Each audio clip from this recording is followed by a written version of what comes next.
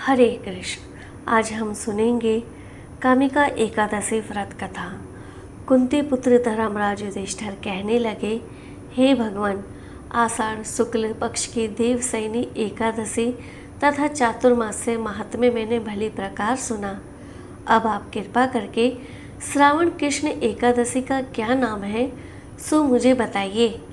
इस पर भगवान श्री कृष्ण कहने लगे, हे युधिष्ठिर, इस एकादशी की कथा एक समय स्वयं ब्रह्मा जी ने देव ऋषि नारद से कही थी, वही मैं तुमसे कहता हूँ।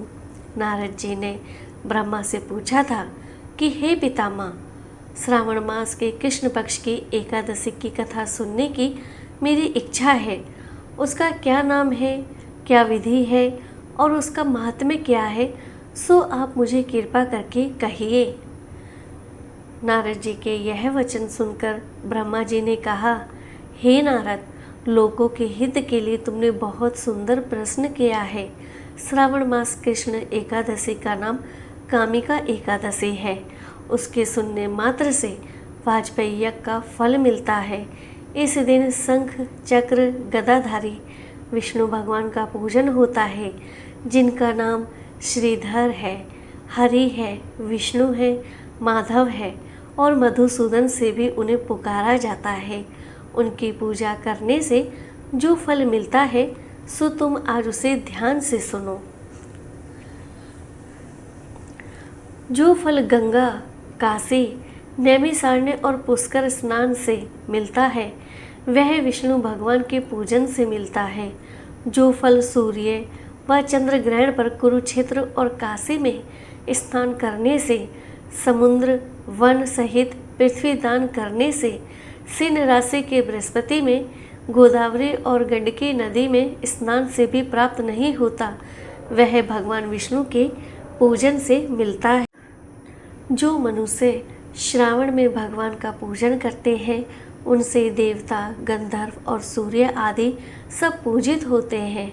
अतः पापों से डरने वाले मनुष्य को कामिका एकादशी का व्रत और विष्णु भगवान का पूजन अवश्य करना चाहिए। पाप रूपी कीचड़ में फंसे हुए और संसार रूपी समुद्र में डूबे हुए मनुष्य के लिए इस एकादशी का व्रत और भगवान विष्णु का पूजन अत्यंत आवश्यक है। इससे बढ़कर पापों के नाशों का करने का कोई उपाय नहीं है। हे नारद, स्वयं भगवान ने यही कहा है कि कामिका व्रत से जीव कुयोनि को प्राप्त नहीं होता। जो मनुष्य इस एकादशी के दिन भक्ति पूर्वक तुलसी दल भगवान विष्णु को अर्पण करते हैं वह इस संसार के समस्त पापों से दूर रहते हैं। विष्णु भगवान रतन, मोती, मणि तथा आभूषण आदि से इतने प्रसन्न नहीं होते जितने वह तुलसी दल से होते हैं। तुलसी दल पूजन का फल 4 भार चांदी और 1 भार श्रवण के दान के बराबर होता है। हे नारद, मैं स्वयं भगवान की अति प्रिय तुलसी को सदैव नमस्कार करता हूँ। तुलसी के पौधे को सींचने से मनुष्य की सब यातनाएं नष्ट हो जाती हैं। दर्शन मात्र से सब पाप नष्ट हो जाते हैं और जो स्पर्श से भी मनुष्य पवित्र हो जाता है। कामिका एकादशी की रात्रि को दीपदान तथा जागरण को फल का महात्म्य चित्रगुप्त भी नहीं कह सकते। जो इस एकादशी की रात्रि को भगवान के मंदिर में दीपक जलाते हैं उनके पितृ स्वर्गलोक में अमृत पान करते हैं तथा जो घी या तेल का दीपक जलाते हैं वह 100 करोड़ दीपकों से प्रकाशित होकर सूर्य लोक को जाते हैं। ब्रह्मा जी कहते हैं, हे नारद, ब्रह्म हत्या तथा भ्रूण हत्या आदि जैसे पापों को नष्ट करने वाली इस कामिका एकादशी का व्रत मनुष्य को यत्न के साथ करना चाहिए।